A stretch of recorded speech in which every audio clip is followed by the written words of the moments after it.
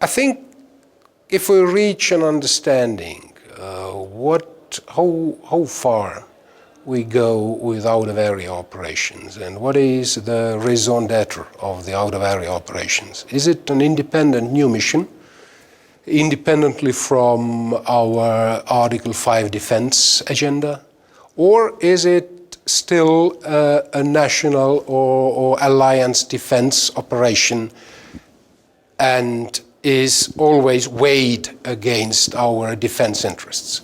This is, I think, a crucial thing, because otherwise we may end up in confusion if a question comes, shall we go or shall we not?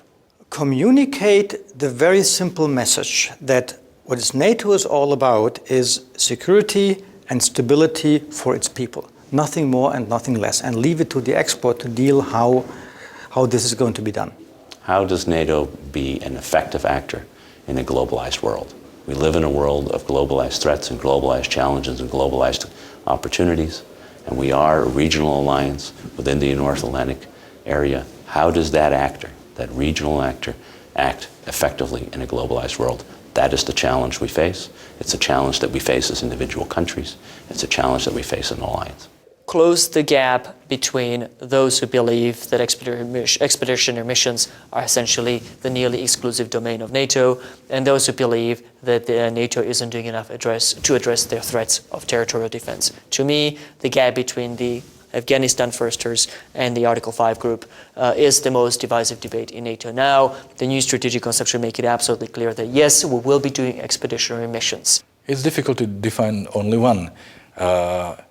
I would mention two, if possible. The first one is the proper balance between the operations, and second, the proper balance in views among the bigger and smaller countries to make sure that this is our strategic concept, that each member state can identify itself with this document. That's very, very important. It must deal with renewing commitment to the defense establishments across Europe. That is perhaps the thing that has become lacking in many, many cases. That need not be part of the strategic concept, but it must be part of the dialogue. There should be no head of state and government who sits down and signs up to the strategic concept who hasn't also thought through with his people, with her people, the implications financially, the implications manpower in terms of the health of the people that they deploy into these operations, the implications of agreeing to that document. Always when you say there is one thing you have to deal with, then I think that ignores the complexity of this world. We have to face our many threats. So if there is one priority, is that you look at all the threats and you make a selection out of that. So that's how I deviate your, your question. But I think that's essential. Then you go too far in simplification, and that's exactly what we don't need. The scope, and being an economist, the resource of responsibility. If you say, we will take care of all major security situations in the world, and that's our vocation, then let's from the very beginning decide what will be the resource.